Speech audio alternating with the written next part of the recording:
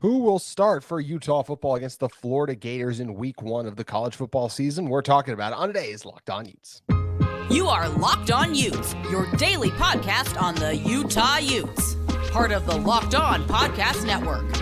Your team every day.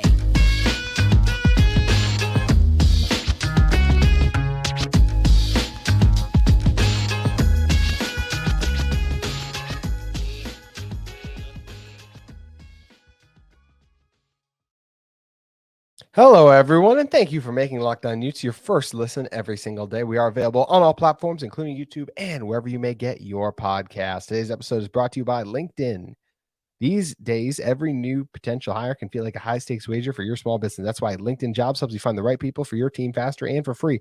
Post your job for free at linkedin.com/LockedOnCollege. Terms and conditions apply. And once again, thank you for LinkedIn Jobs for sponsoring this episode. And we'll hear a little bit more about LinkedIn Jobs a little later in the show. My name is JC Wistcill, former intern inside the University of Utah Athletic Department. And on today's show, we're going to be talking about some recent recruiting bumps. Utah landed the best pass rusher in the state of Utah in the class of 2024. We're going to be talking about that in our second segment. Also talk about the Florida Gators officially naming Graham Mertz their starter and what that means against Utah. But first, we got to start with the Utah quarterback situation. Because it continues to just be kind of complicated in the most murky aspect of this team. And first, we have to start with the very unfortunate news that Brandon Rose took a hit in the team scrimmage last week and was injured. He went to the hospital, but was released, expected to make a full recovery based on what was posted on Instagram about that. And just first off, of course, prayers up to Brandon for a speedy recovery and everything goes. And this is always the scary aspect of football in general, right? Just the injury risk and everything that goes along with it. And yeah, just happy that he's okay. We still don't know exactly what happened.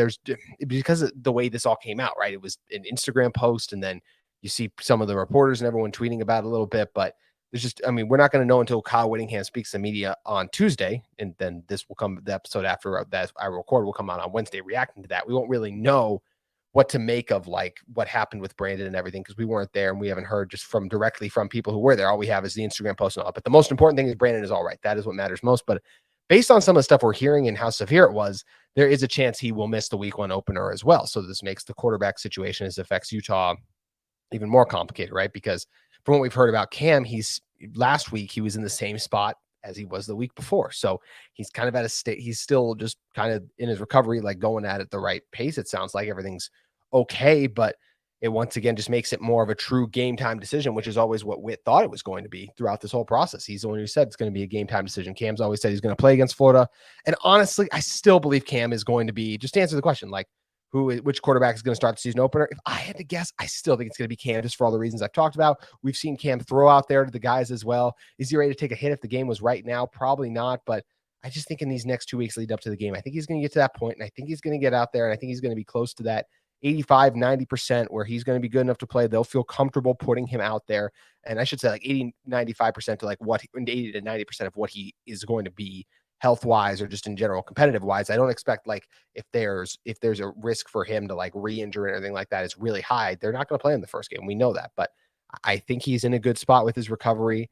And like I said, I'm not overreacting to reports that he's just kind of he's doing the same thing as he did last week right now. And it's why the QB position is in flux overall, right? And we've heard even before that there was some new complicated measures to this overall, because we heard that Bryson Barnes, he's been kind of back in the race for quarterback too, right? Josh Furlong just reported a quote from Witt last week where just talked about what Bryson Barnes does. He's just making less mistakes. He knows the offense better than the other two. He's a little more consistent, a little more steady. The other two guys have bright futures, can make some spectacular plays here and there, but it's all about taking care of the football and moving the chains.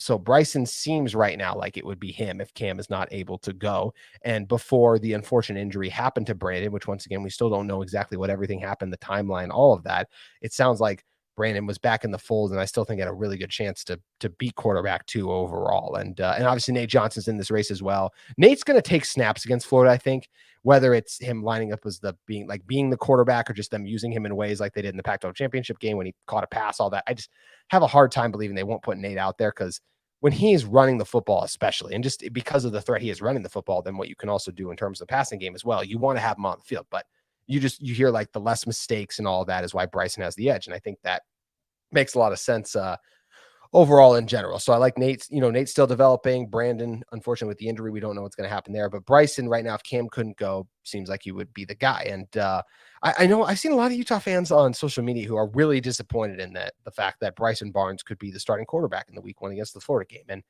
look, I get it in terms of, does Bryson Barnes make the spectacular wow plays? He's not the recruits that Brandon Rose and Nate Johnson are. No, he's none of those things. But Bryson Barnes has been really good for Utah football in live game situations. I hope Nate Johnson can be that. I hope Brandon Rose can be that when he gets that opportunity. I don't know that about them, right? They're high recruits. I think they're going to be really good, but we're not at practice every day.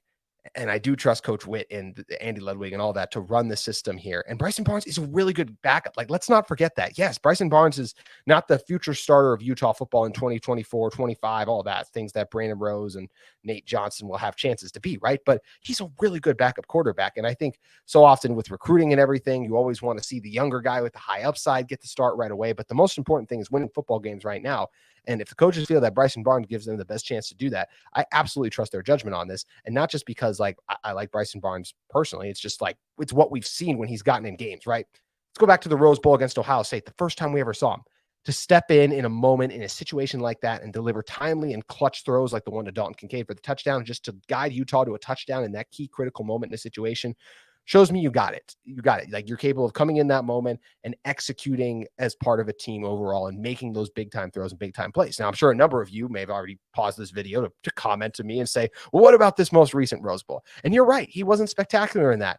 Guess what? No one on Utah football was. The only reason Utah was even in that game is because of how dang good Cam Rising was. Think about all the plays Cam made, escaping pressure, running around, buying time, just throwing it up to things, and then Vele gets bailed out on the pass interference because the guy runs into him. Like, those are things that happen. Cam being able to move the chain, scrambling like he does. Utah was in that game because of Cam Rising, because Cam, in my opinion, is one of the 10 best quarterbacks in college football, and at the bare minimum, one of the top 15, in my opinion. Like I said, he's a top 10 guy for me with all the special plays and the abilities he has. And I agree with what Kyle Whittingham said and Max Chadwick with the interview with him, where he said, we like our guys more than everyone, talking about Cam Rising as well. I would like Cam over everyone too if I was in that locker room with Cam. Cam's the kind of leader you rally around.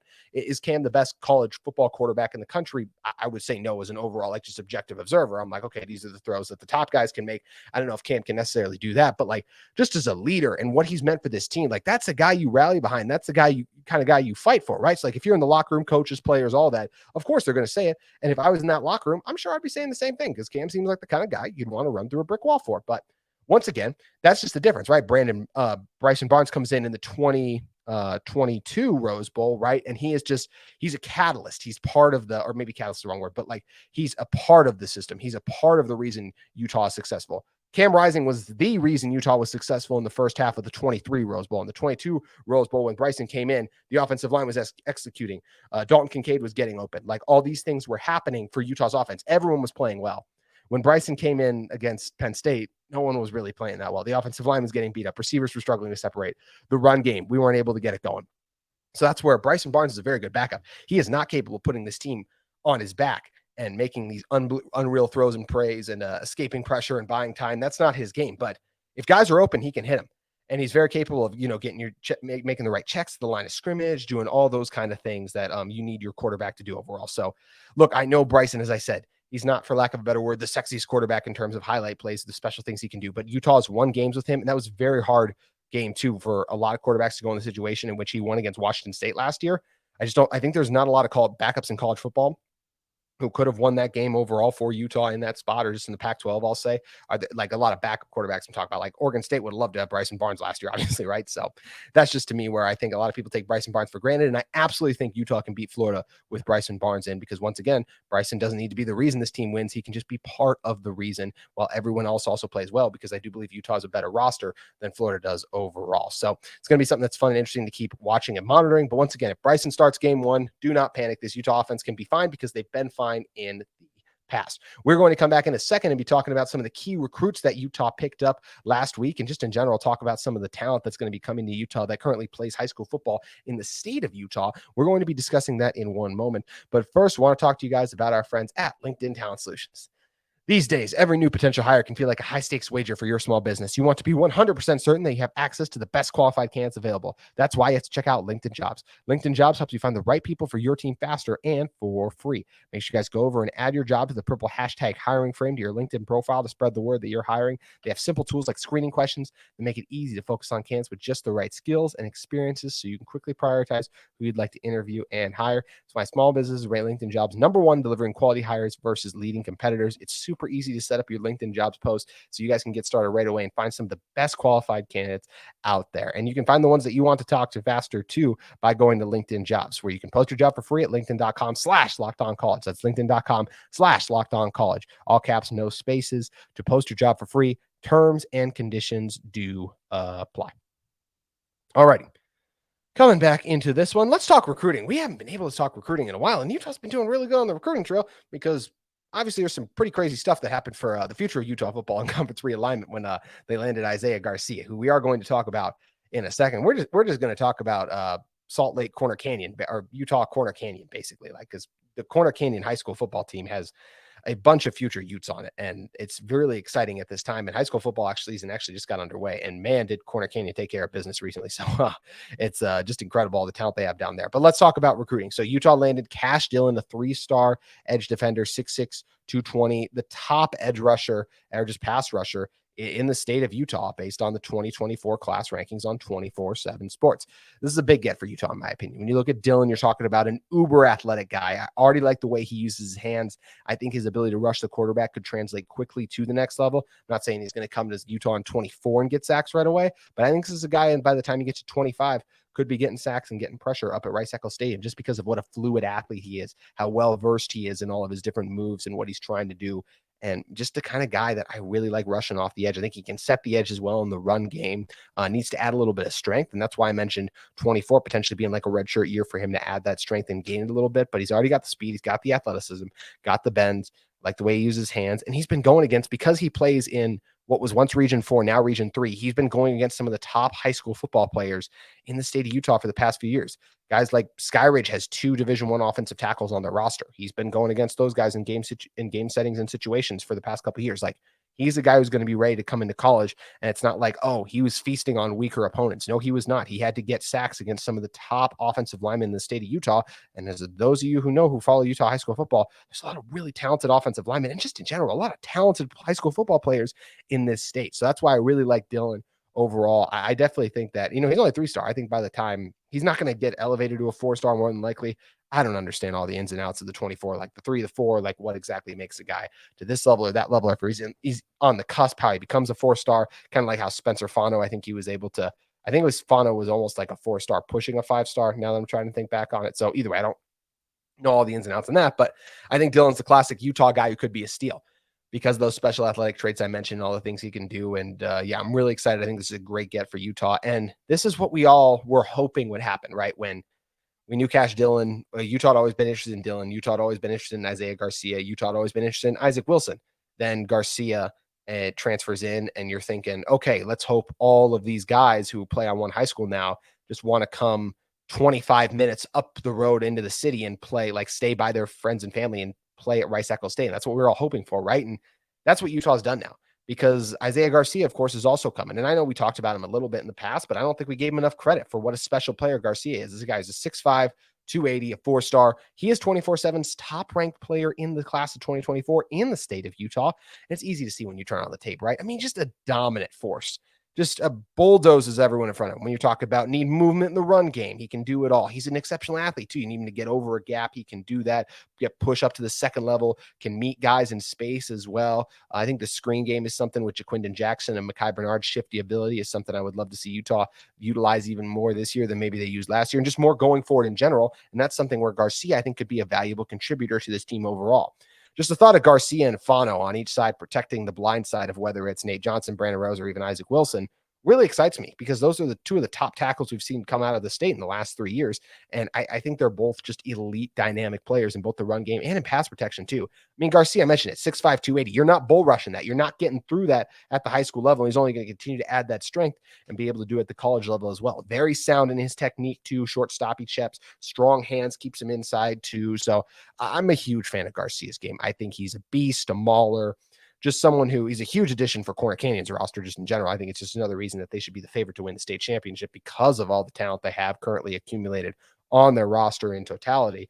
But yeah, Garcia is just, like I said, a beast. He's everything you want in an offensive lineman. He absolutely deserves to be ranked as the top player in the state overall. And it's really exciting that Utah is getting him to go along with Cash Dillon as well. And of course, with this thing of Dillon and Garcia both coming to Utah, the first domino to fall in that was Isaac Wilson, right? Like they're not committing just because Isaac Wilson committed, but this was the first possibility of it's like, man, there's all these talented players at this one high school that's not even 30 minutes away from where we play our games, being Utah football. It'd be great if we could get them all to come up there, and you have. And that, of course, started with Isaac Wilson committing to come to Utah.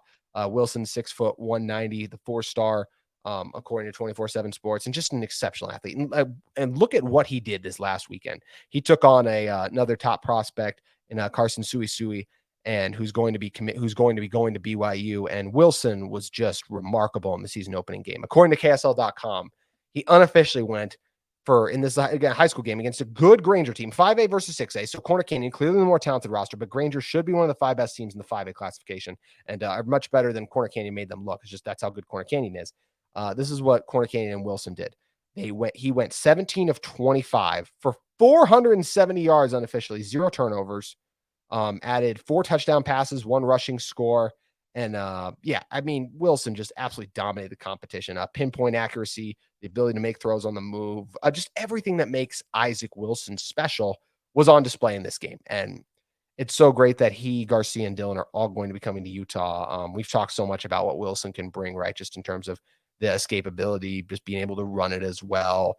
The dynamic arm strength, the different arm angles, off-platform throws, pocket mobility, downfield accuracy to each field level, a good feel for the pocket, knows when to step up, just scramble, all those kind of things. I'm a huge fan of Wilson, and I know he turned the ball over 16 times last year, wasn't it? But he's also only a junior, and last I checked, everyone makes mistakes in their high school football career, right? Like I know quarterbacks at every level at one point or another turn it over, and he wasn't going to be recruited or ranked as highly as he was just based off of what he did his junior year. You're projecting what he could be, and he's already showing that in the first game of his senior season. I think Corner Canyon is just going to shred the competition this season. I think Wilson is just going to be exceptional in what they're going to do, and Wilson's going to look unreal. I think he was a top 15 ranked player in the class of 24, and I just overall, obviously, the top quarterback in Utah. I think he could climb to even higher than that. I think he can get in the top 10 based on the type of season he's going to have because he's that exceptional player. He's set up in a great offense to succeed, and I'm excited to see him go to work because, like I said, he's a special talent. So it was great to see that first glimpse. And just in general, if you guys want to see these future Utes in action, check out some of Corner Canyon's game where you're going to get to see Dillon, Garcia, and Wilson all playing together. And it's a special sight to behold because some just exceptionally talented players playing together on one roster. And it's great that they're all going to be Utes. I mean, 3 of the top 6 players in the class of 24 are committed to Utah. It's going to be 4 soon, right? With the bountiful defensive back. Highly 100% crystal ball to Utah right now, probably going to end up there as well. So always a great time to be a Ute, especially on the recruiting trail. And great that Dillon, Garcia, and Wilson are all going to be part of the 24 class and playing with the Utah football team here in the very near future. We are going to talk about Graham Mertz being named the starter against the Florida Gators. But first, I want to talk to you guys about our friends at UCCU. Learn and earn. The UCCU mobile banking app that pays your entire family to learn about money. Kids look to parents to become financially literate. Parents don't always know the answers. Learn and Earn breaks down the financial topics into fun, bite-sized educational games like quizzes and trivia. Every time a family member completes a topic, they earn points that occur and can be redeemed for gift cards to stores like Amazon, Apple, Sephora, Walmart, Nike, and more. There is age-appropriate content for every member of the family who can compete against each other and track their progress on leaderboards. Learn and Earn is inside the UCCU mobile banking app, so play it anytime, anywhere. The more you play, the more you learn, and the more you learn, the more you earn. Learn and Earn, part of UCCU's award-winning Be Money Smart youth banking program, helping kids, teens, and parents have fun while becoming more financially literate together. UCCU, love where you bank. Alrighty, final topic for our Monday show today is going to be talking about Graham Mertz being officially named as the Florida Gators starting quarterback. This is all we expected to be. There's Braxton Miller, I think the quarterback's name, who was in the running for this at one point. I don't think he's played any major snaps in college. I mean, maybe gotten in. I don't think I should say, played snaps. I don't think he's ever started. And the other guy who was in the running, like there was some other quarterback, I think, that popped up in this race late. He wasn't, we always thought it was going to be Graham Mertz, right? A 2 or 3 year starter at Wisconsin who had moments where it looked really good, but for overall just disappointed. I'm someone who I've a little bit, I have some former ties to the Wisconsin Badgers program. So I've always someone who's watched and checked in and kind of rooted on their success in the past. And Graham Mertz was not the best for them, obviously. Now, I know we had Brandon Olson on not long ago, and he talked about how he offensively, he was not put in position to succeed always. And I think some of that is true. But at the end of the day, this is a fact. He had a 10 turnovers, 10 interception season, and an 11 interception season. And that was with the team that ran the ball very well in Wisconsin, too. So Florida should run the ball very well. Ricky Purcell is a very good receiver that they have. I'm not going to do this whole thing again where it's like, oh, scary this or this, scary that. We've beat that conversation to death last week. Honestly, you guys, I know most of that's just the Florida Gators fans coming at me in general, but Florida has some fine receivers. Or I said below average, I would still stick to that because once again, just when you haven't project like heading into the season, if you're ranking receiving cores, their receiving core would be below average overall. But anyways, so with Graham Mertz, he does not scare me at all. In fact, I just think this is the kind of game where he will throw at least 1 interception. He could throw 2 as well. So really hostile environment in Rice-Eccles Stadium. Yes, he's played in some ruckus Big Ten environments, but the season opener is always your first dip back into the water that is college football. And it's not a kiddie pool. College football, especially playing a Utah level defense that's diving straight to the deep end and not just a normal deep end. That's like the deep end of the ocean where you got sharks and everything coming at you. A fierce pass rush, big hulking defensive tackles, quick edge rushers, elite linebacker play, quick defensive backs to ball hawking safeties. I could easily, like if I had to predict right now, I don't know why, like Sione Vaki just feels like he's going to get an interception on Graham Mertz. It just like feels right coming out of my mouth. And once again, I think Graham Mertz is a fine college football quarterback. He's done some really good things for Wisconsin, but overall he came up short with them in some big games. He's struggled on the road throughout his career in moments as well. Just struggled in big moments. He's a guy who's turned the ball over in spots. So, and just missed throws, made poor decisions and plays like that. Could he be good for the Gators this year? Possibly. Is he going to have his best game the first game? I don't think so. So I don't think, and I think it's going to take that to beat a Utah team that is more talented than this Florida Gators team in terms of college talent for what they are right now. I know Florida Gators recruiting classes and all that are more talented and everything like that, but there's a reason that every college football ranking you are going to see has Utah listed higher than Florida. Utah has the better roster for what they are right now. Yes, Florida has potential this, potential that, but I know what Utah is. I don't need to project what these 4 and 5 star receivers could be or what this and that could be. I just know and feel better about what Utah is overall because it's a team that's back-to-back Pac-12 champions versus Florida's a team the last time we saw them, be it fair or not, because it was a bowl game, got absolutely steamrolled by Oregon State. I think it was like 30-3 or something like that. So no, Graham Mertz doesn't scare me.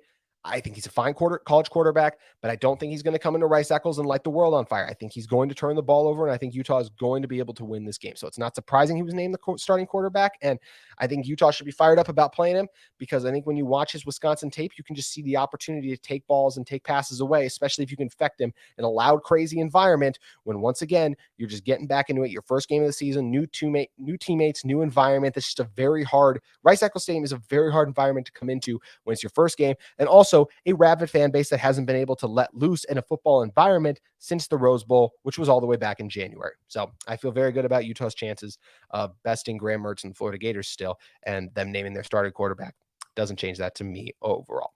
So that's going to do it for today's edition of Locked On Utes. We appreciate all of you for listening. We'll be back with more Utah football content, talking more of the news stories from fall camp, previewing the season a little bit in general. Lots of great stuff coming up here all week long. And we are 2 weeks away from the time I'm recording this episode from like it being my first time recording a game week episode, which is really exciting. The season's just around the corner. Thank you guys as always for listening and supporting, and we will be back with you tomorrow. Have a great Monday.